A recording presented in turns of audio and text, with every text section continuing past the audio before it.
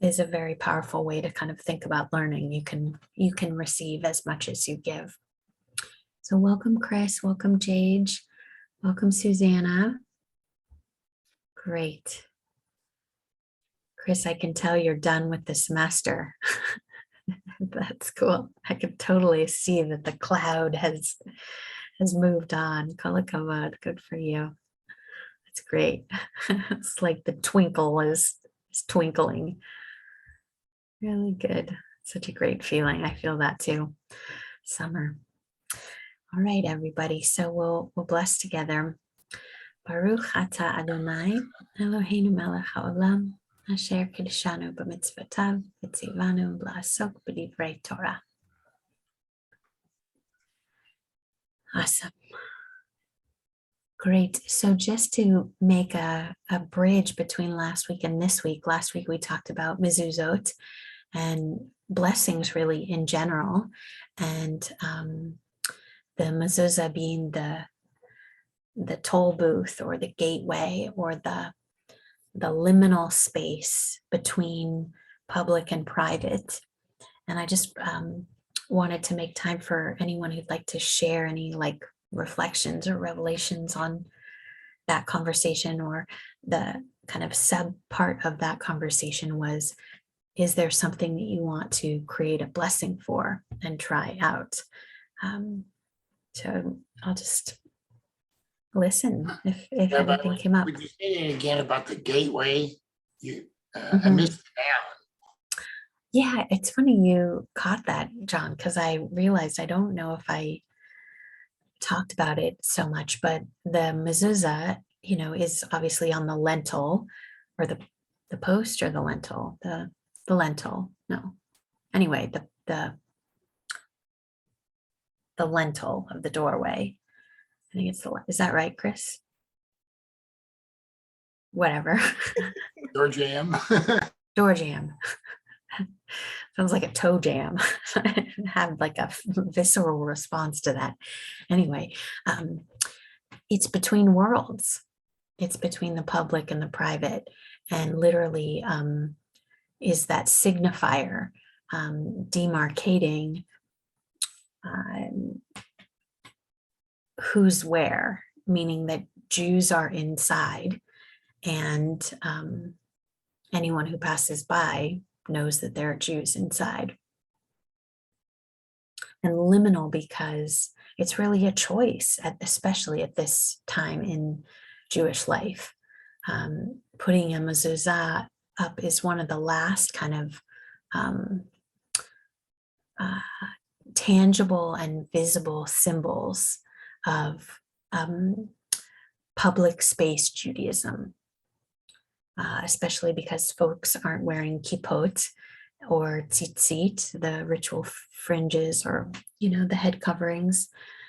Occasionally you'll see somebody with Jewish jewelry, but it's not like Jews look a certain way. So mezuzah is one of the kind of last artifacts of our ancient connection. And it's a literal Torah. I mean, that's what continues to blow me away, that we like put a little Torah. I mean, we looked last time at the cloth, at the parchment. It's literally a little chunk of Torah. We put that on our doorpost to say, we are a people of the Torah. And it's a meta artifact in that we put it there because it says to put it there. It's a loophole. It's this very cool, trippy, like Mobius strip or something of, it is what it says. It is what it says. It is what it says. I don't know where that came from, but anyway. Does that help, John? That was a long answer. Yes, it did. But how does that also relate? I mean, you wouldn't put it in the category of Judaica, I don't think, would you? That's a good question. I would, yeah. It's a ritual object. A So, Jewish ritual object. you know, Shabbat candle holders. That's, I mean, that is Judaic, but I mean, would it also have this linear aspect to it?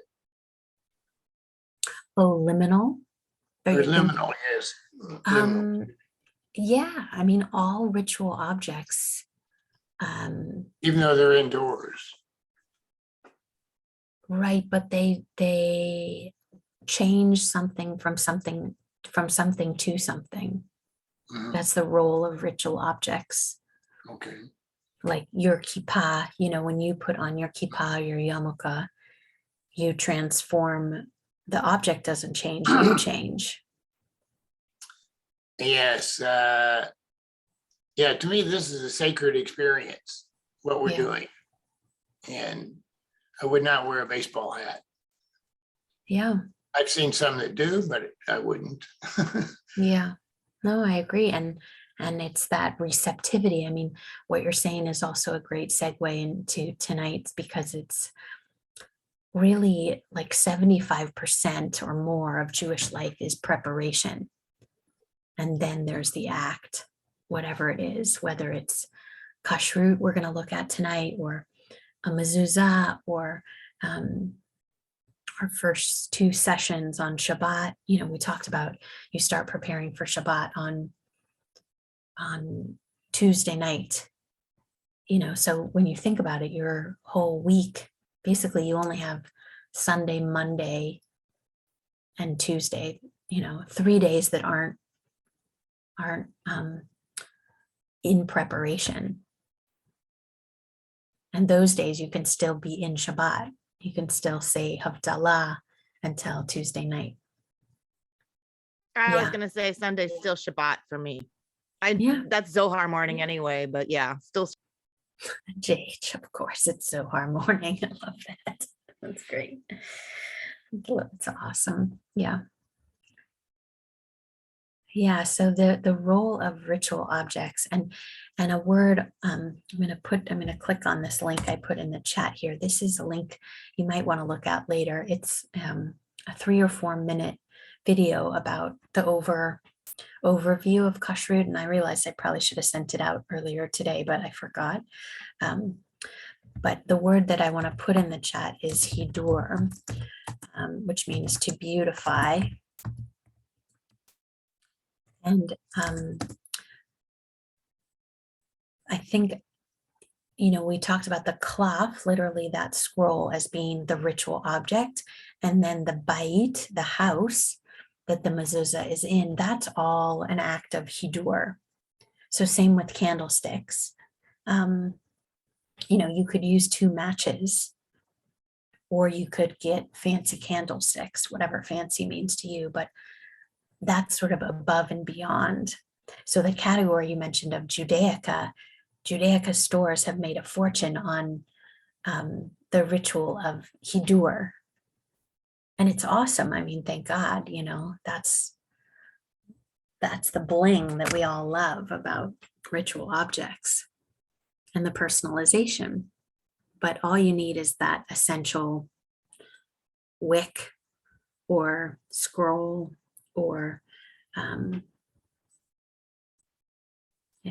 whatever else basic. Yeah.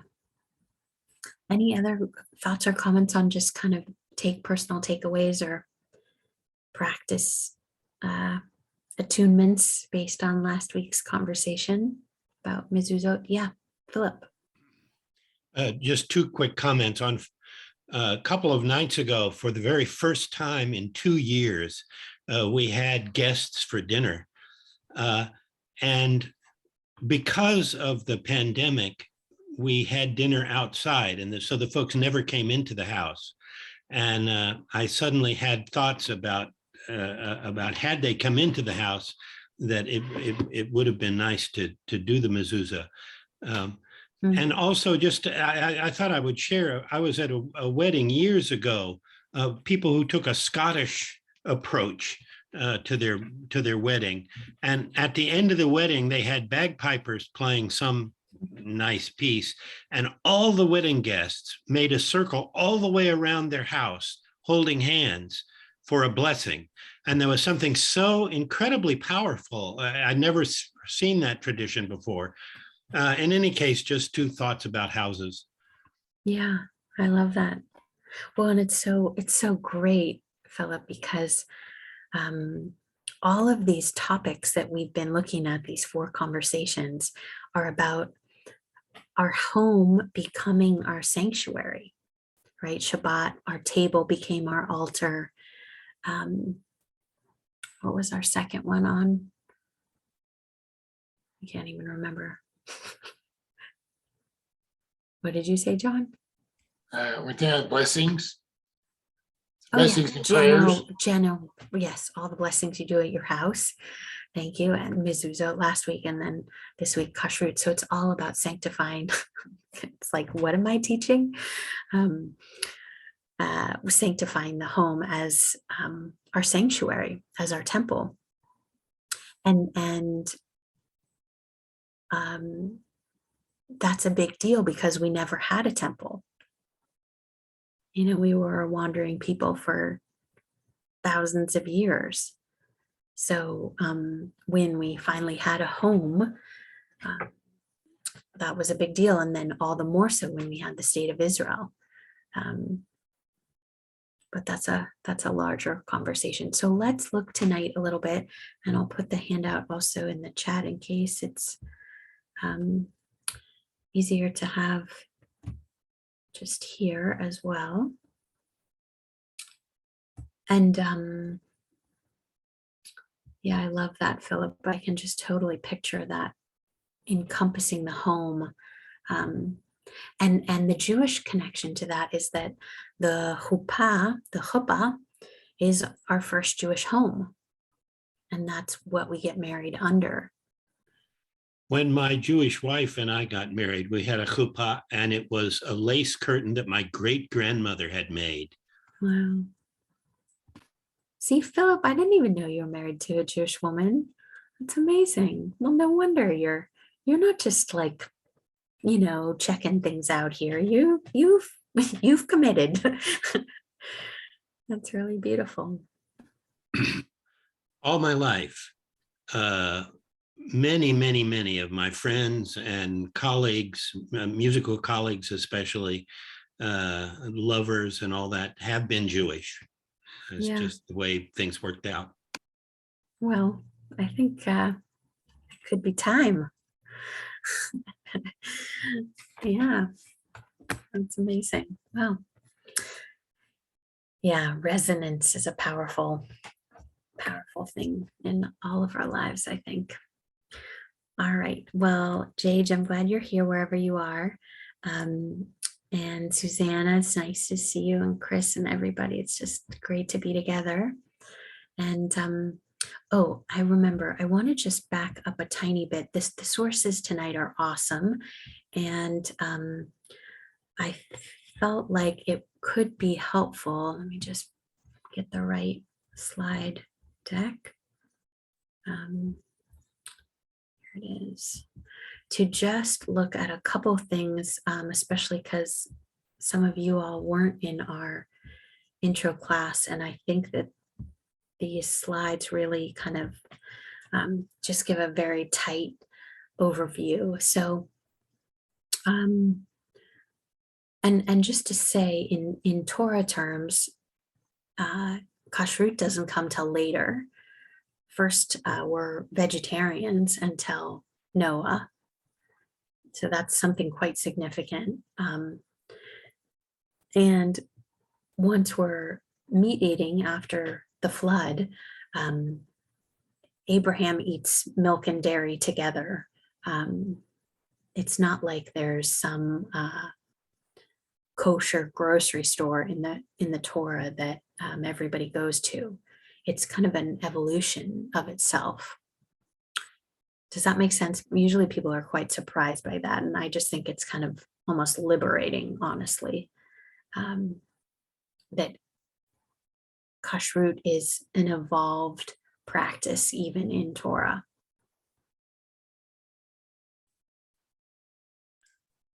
Rabbi, aren't there just a very few short lines in Torah Definitely. about that what grew into kashrut? Exactly. Yeah. And there are three kind of basic principles. Philip, were you leaning in to say something?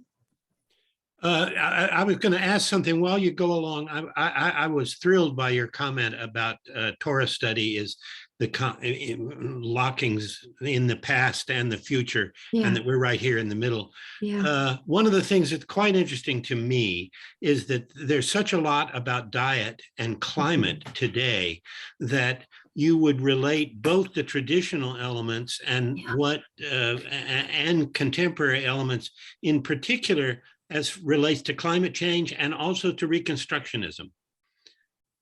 100%. I mean, and Perfect.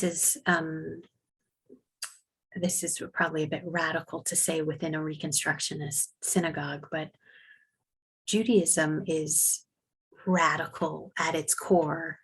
Reconstructionism just kind of highlights those elements, but kashrut is a radical articulation of both ecological, spiritual, communal, legal, everything in antiquity. And you don't even need, anything new and any new riffs on it for it to be as radical then as it is today. And yes, it is for sure the implications today in terms of climate change are huge. And an organization that does a lot on that is Hazon, that I highly recommend, and Wilderness Torah, two organizations that I've been involved with for a long, long time. So let's look at these sources. So kashrut in Genesis, and I'll just preface one other thing. The slides tonight are quite vocabulary heavy because they come out of a conservative seminary. So just brace yourself. You don't have to remember all of these. I'm going to try to sift them a little bit so that we don't get lost in the terms, but rather in the concepts. So I just want to name that. So, and these are what John just mentioned. These are the 4 elements that come out in the book of Genesis of what is kashrut. The first one is nevelah, which is basically, we don't eat something that has died a natural death. We don't eat roadkill, whatever that looks like. Secondly, we don't eat things that are still partially alive. That's called treifa. That's where the expression of treif, meaning it's torn, which is a very deep concept. I've always found that really interesting. Third is we don't, here it's just we don't consume blood, but it's also we don't mix blood and milk. We don't mix death with life. I'm going to say that one again, because that's really probably the most essential element of kashrut. We don't mix death, meaning blood or meat, with life, meaning dairy. And then there is this weird articulation about what's called the Gad Hanashesh, which was the sciatic nerve of Jacob. And that has to do with the story of Jacob wrestling with the angel. So I'm going to go to,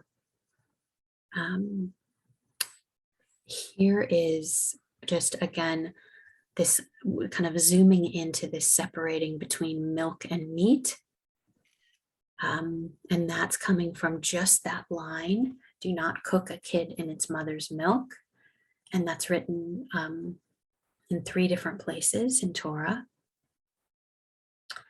And then I just want to kind of remind us that the categories of kashrut are, there's 3 of them: fleshik, milchik, and parv.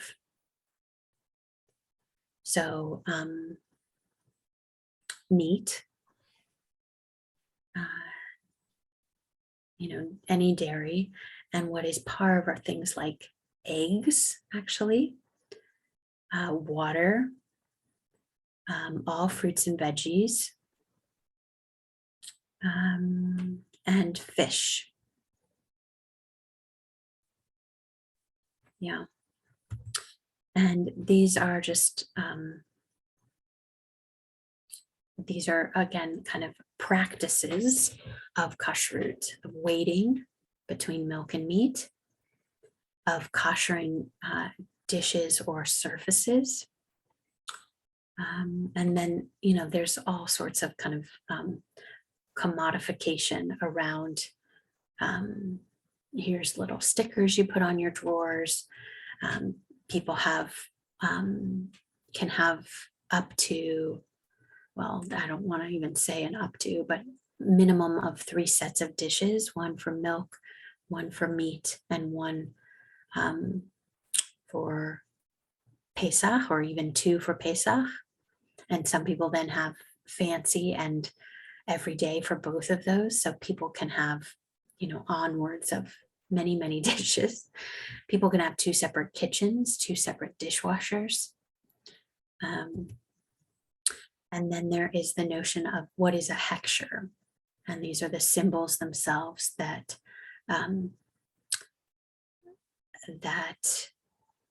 are found on packaging.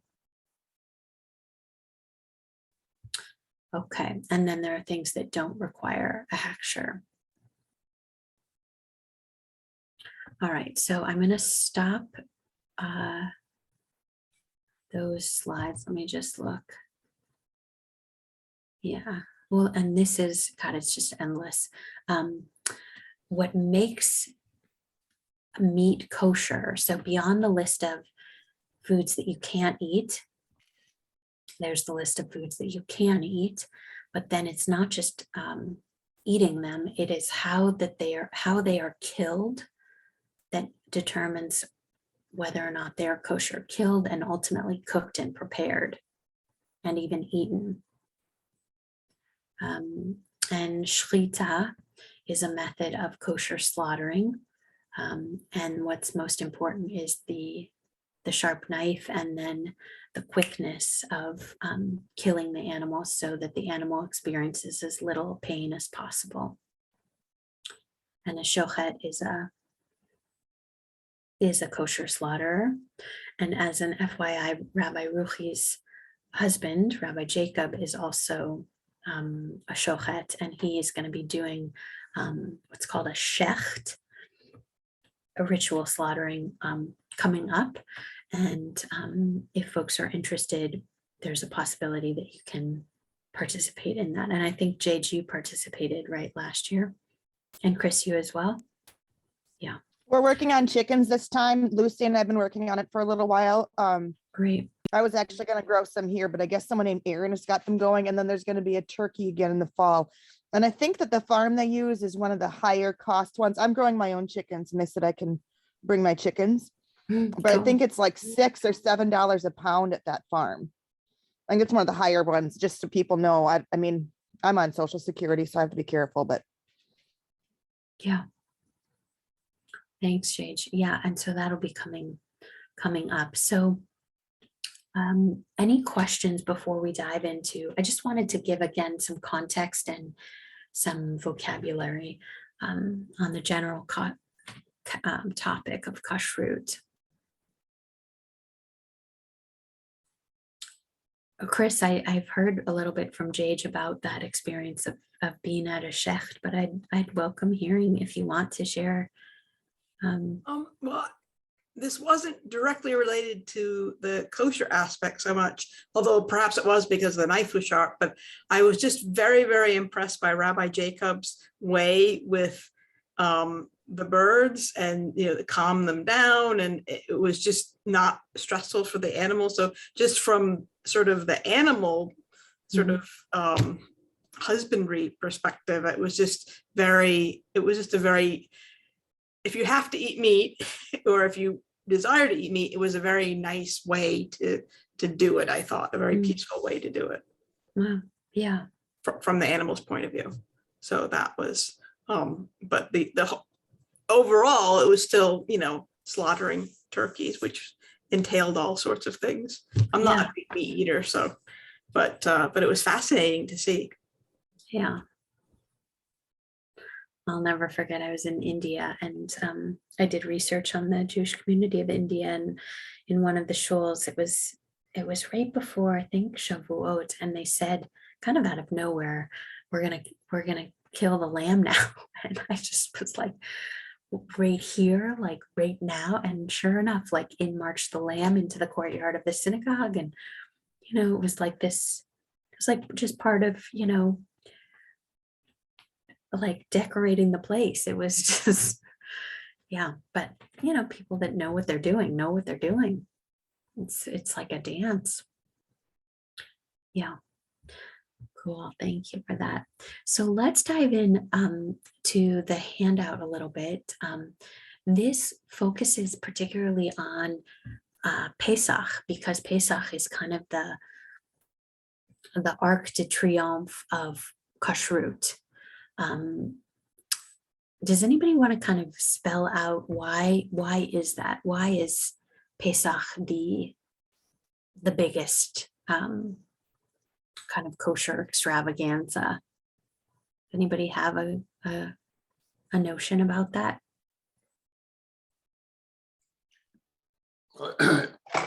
I would guess it's all the prohibitions that came out of it. Mhm. And there's plenty. Yeah, around chametz, is that what you're thinking, John? Yeah. Okay. Right. And Yes. chametz is the leavening. Yeah. Jade, were you going to say? I was going to say, I think it might have something to do too with the manna, that for, 40 years, people ate kadosh, in a separate way that put them in a sacred space with Hashem. So, then that was when, right before Pesach happened, was when the first commandment about not eating chametz and all these things happened. But then they were also told to bring the flatbread with. So I think it's like the beginning, but also there was such a big deal with the food. Yeah, that's really powerful. Yeah, I'm glad you're bringing back that progression, because when we think about the food progression, as slaves, we ate, it says like cucumbers and onions, we ate, who knows what we ate. We ate like rough. Science says pig. I mean, when they went back and checked the pits of the workers versus the pits of the Egyptians, Yeah. pig was the food of slaves. That if you were a slave, you ate pig. Wow.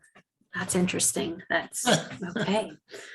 Yeah. There are pig bones all over ancient Israel. So you can't, there's a whole lot of complexity about the archaeology of the historical practices of all of these things. So It's so interesting. Yeah. Maybe we're just like, bacon obsessed, and that's where all this stuff came from in terms of fascinating.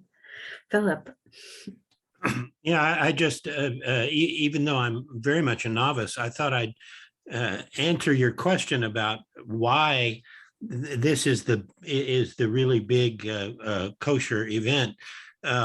It seems to me that it's because the feast is designed to tell an extensive story, and it's a feast that gradually there's symbolism for everything that you eat in the whole evening. And I'd have to say, I have not been to many seders, but I did go to one because the date happened to land on my wife's birthday. So I put on a seder for her, just the two of us.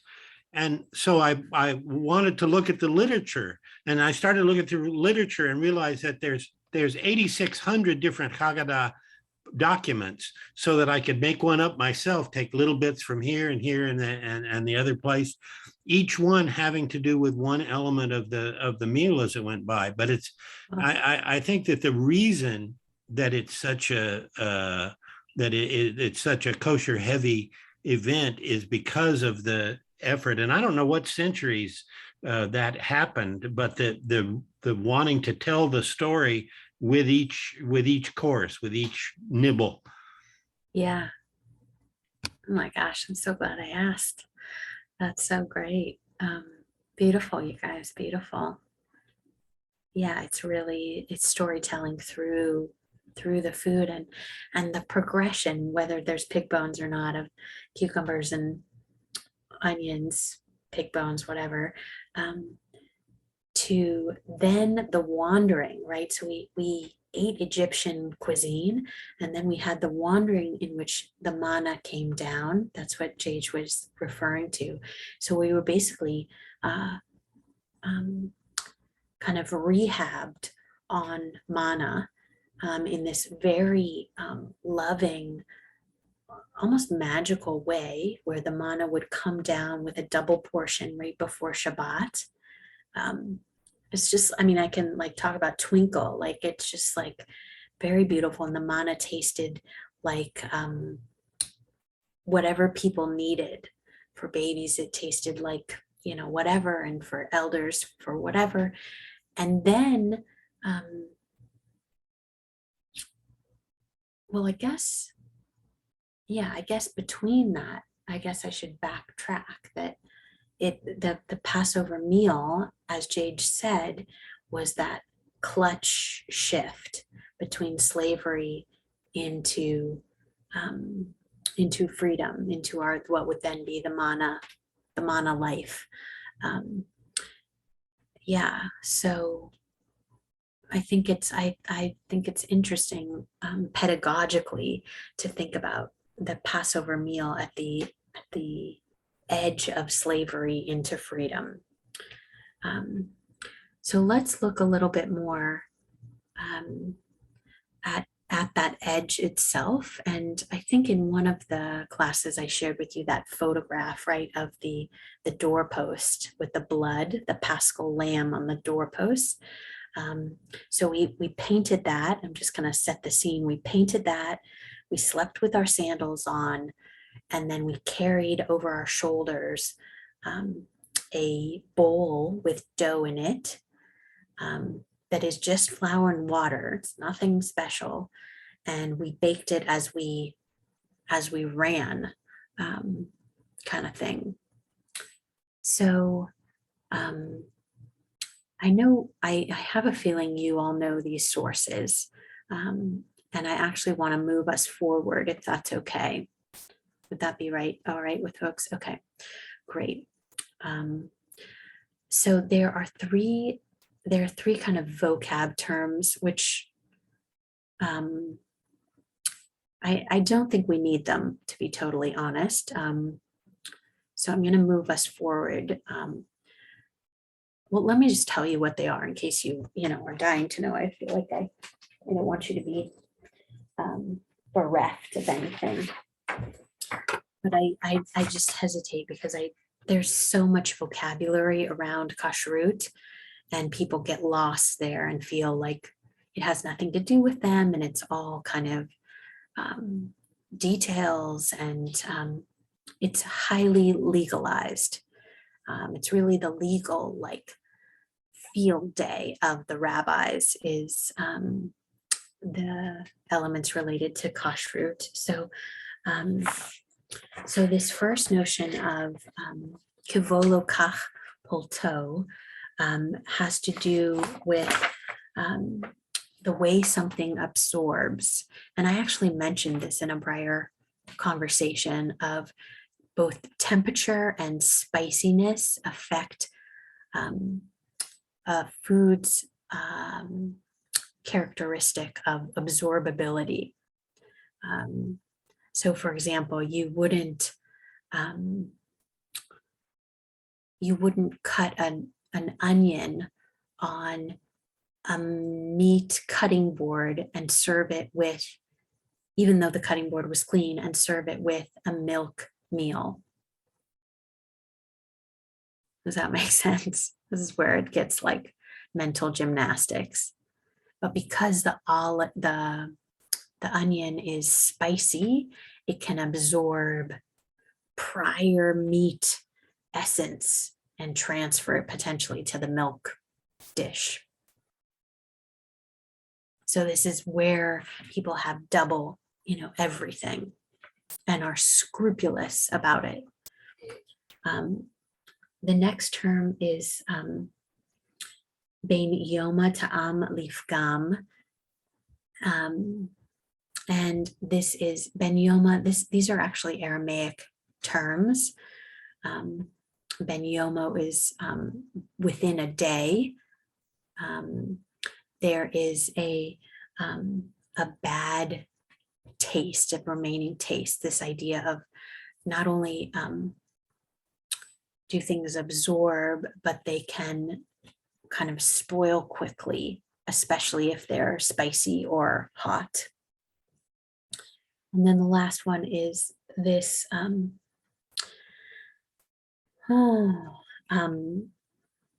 this idea of it literally means afilu ba'elef, means even one when within 1,000th, that that a tiny bit of a prohibited food gets into a dish, like for example, a splash of milk into a meat stew.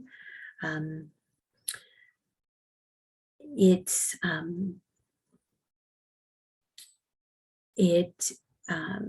disqualifies the whole dish. Usually there's a ratio of 1/60th that something can contaminate something else, but on Pesach it's even a tinier amount. Is your brain hurting, everybody? Is everybody okay?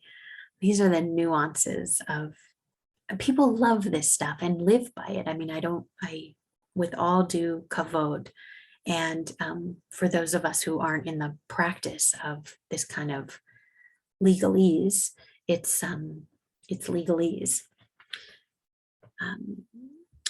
But that the Makes me glad essence. we're reconstructionists. What's that? It makes me glad we're reconstructionists.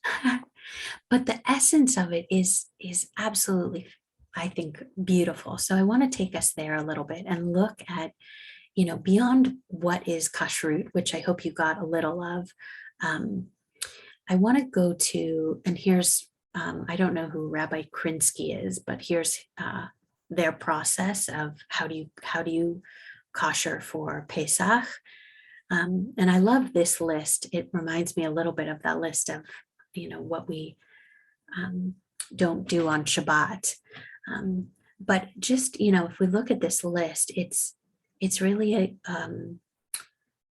consciousness practice of how is it that we align our physical space, our home, and the inner chamber of our home, really the hearth and the heart of the home, to be most fit and ritually ready. And remember, that's what kashrut means. I'm going to put that in the chat. Kosher is fit and ritually ready. It's not a clean thing. It's not a holier thing.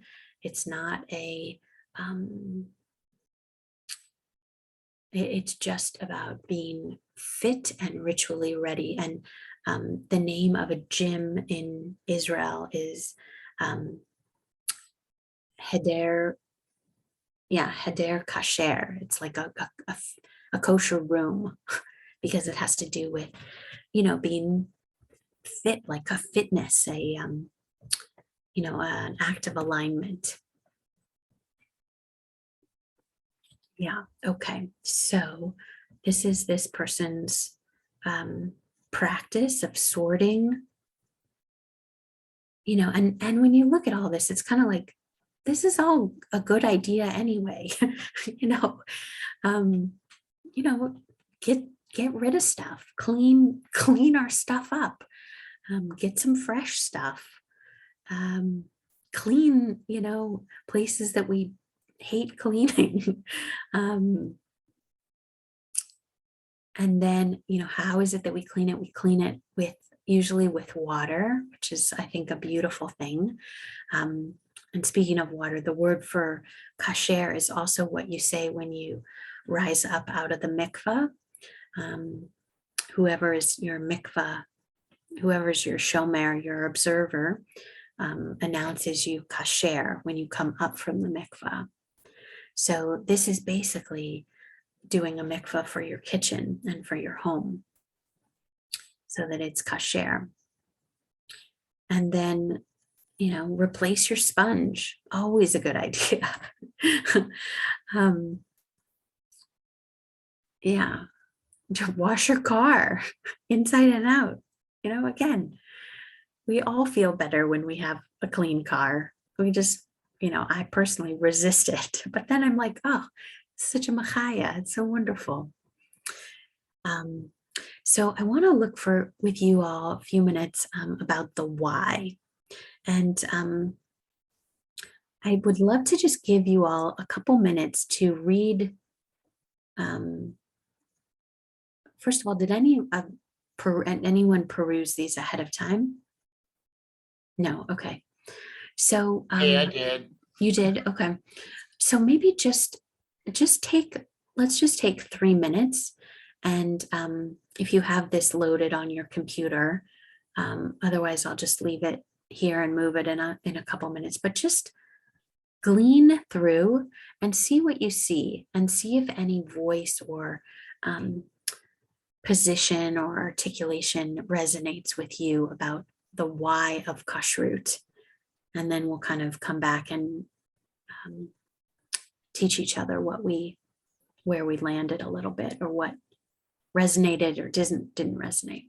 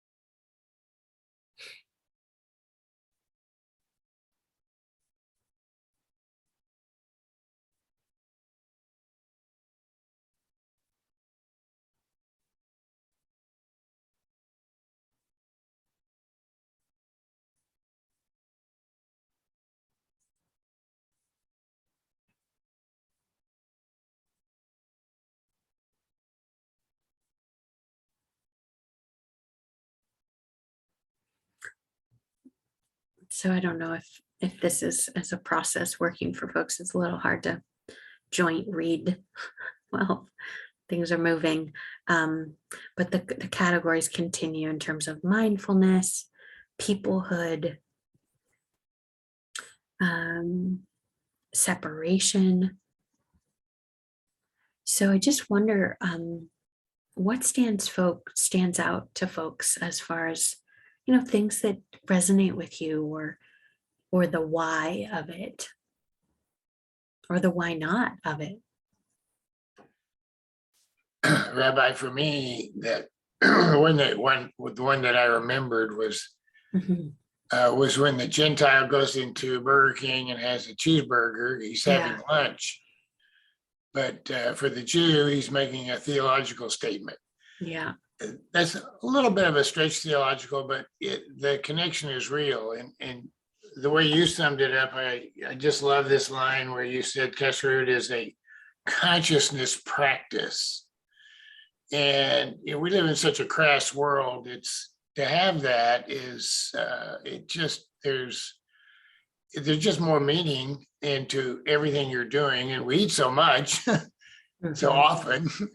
Let's pay attention to it and raise our awareness about it. That's to me is the most pleasurable part of it. Yeah. And thanks, Sean. And the the person behind this is Rabbi Harold Kushner, who wrote a wonderful book called L'chaim, to life. Yeah, and I also found that to be such a dramatic example, articulation of it. And I agree. I mean, you could put a little star around theological statement and say, a statement of peoplehood, identity, culture, race, economics. I mean, it doesn't necessarily have to be about one's relationship to God. It can be about anything you hold sacred. Yeah. Anyone else have were you struck by anything or have? Yeah, Philip. Well, at our Lutheran church, we're making quite an effort with relative to climate change.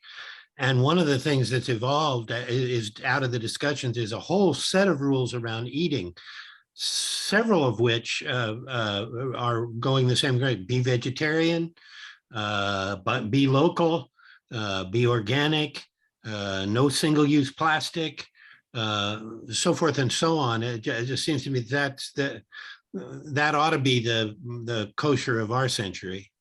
Mm. Yeah, absolutely. And Suzanne, I see your note. I'm going to pull it up again. Are you able to download it from here? I put it in there. I can also email it to you. Did that come through, Susanna? In the chat? Do you see it? Okay, shall I email it to you again? Yeah, I don't see it in the chat at all. Does anybody else? I mean, I see other stuff in the chat. I see it in the chat. Maybe if you scroll down, maybe you don't see the It's the newest very message. last one. No, there's nothing below my post on my view of the chat. I'm going to send it to you directly. Maybe there's something. Very much. Huh, actually, I don't think I can send one person I'm sorry, I'll have to email it to you. But I will. Thank you. Yeah, Barry. Oh, for me, a lot of this has to do with restraining such an important impulse or containing or shaping it. That's so important in life, not giving in to one's tastes, but using it for something better and higher. Yeah, taste. And I think that's a powerful word, our appetite, our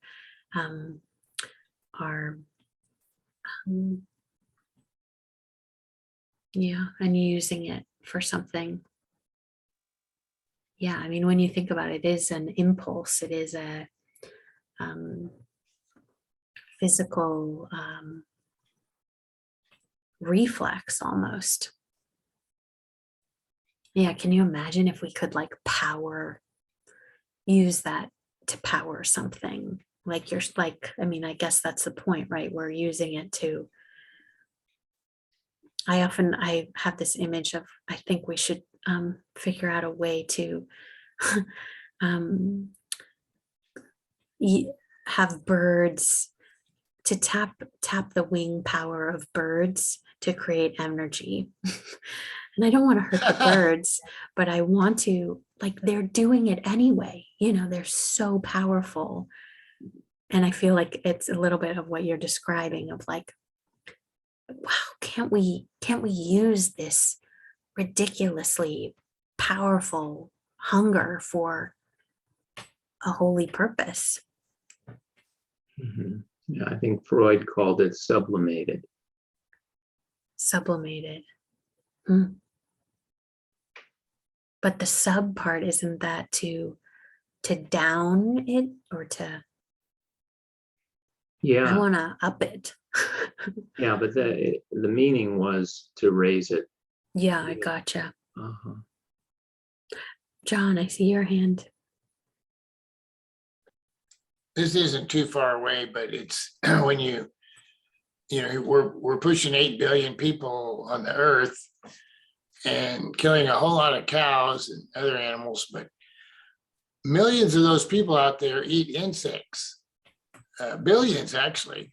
And, you know, like it's one of those things that's forbidden in Kashrut. So Judaism has shown an impressive ability to adapt over time, such as with the LGBT community and many other things. Do you think they're going to take a second look at eating bugs? I love that question. Yeah, I would suggest, and in Zimbabwe, I ate a lot of bugs. Man, they were delicious. So I'm pro bug, quite meaty. But to look at responsa, Jewish questions and answers on contemporary topics. I would look on Responsa and I don't have a website, but you can find Reform Responsa, Conservative Responsa. And I think I'd have to look back at the list of bugs. I don't remember it totally, but I think there are a few bugs that we can halachically, according to Jewish law, still eat. I don't know which they are, but I think there's a couple.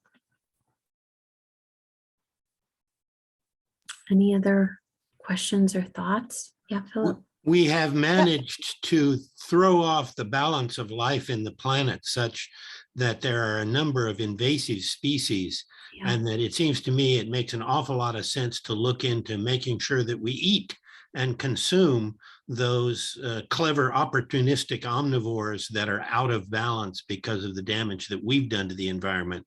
We should be eating those. You all are on fire tonight. Another I don't know if my raised Yeah. hand is working or not. I've been trying to raise it for a while, oh, but I see it now, Jage. I'm sorry if I missed it. Yeah, I just wanted to say that when we studied it a little bit in Kabbalah, I found it was very interesting that eating kosher, I'm sure it goes many, many layers, probably for many of the reasons people said right now, but it makes us kadosh so that we become like Shabbat for God, that we can have a closer connection, that it's something about changing our energy and our vibration. I'm sorry, speaking of bugs, my dog ate a cup and a half of chicken bugs last night instead of dinner. So it just doesn't feel good today. Anyway, that makes us be able to have a better connection, and that when we don't do it, we change our vibration so we can't connect. And it would make sense that there's a lot of reasons why that people mentioned. Wow. Yeah. No, and it's I'm putting a few other resources in the chat as well.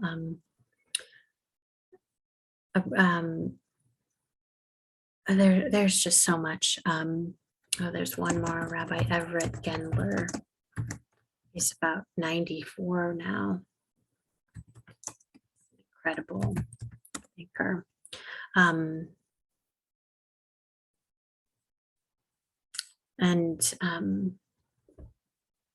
Yeah, it's endless. I mean, it's really, when you think about the entire like water cycle of food, eco kosher looks at wages for workers, land practices,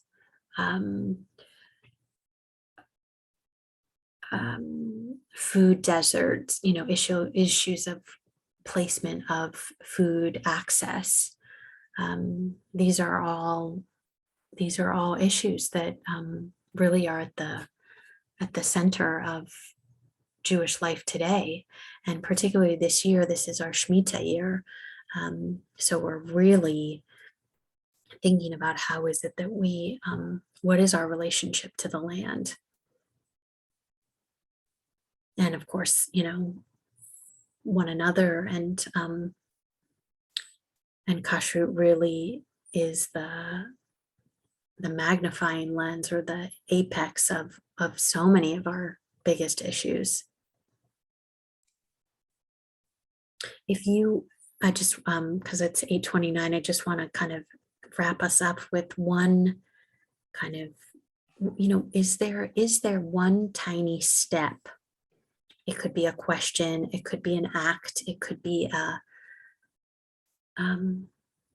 anything. Is there something that you want to do after these conversations together?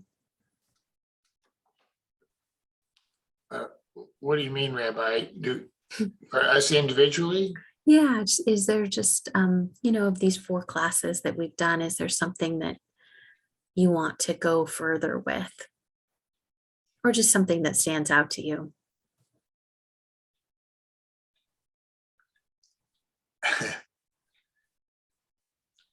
I often think of myself as dancing around kashrut rather than actually participating in it, to the point where I'm going to put aluminum foil on my counters. Right.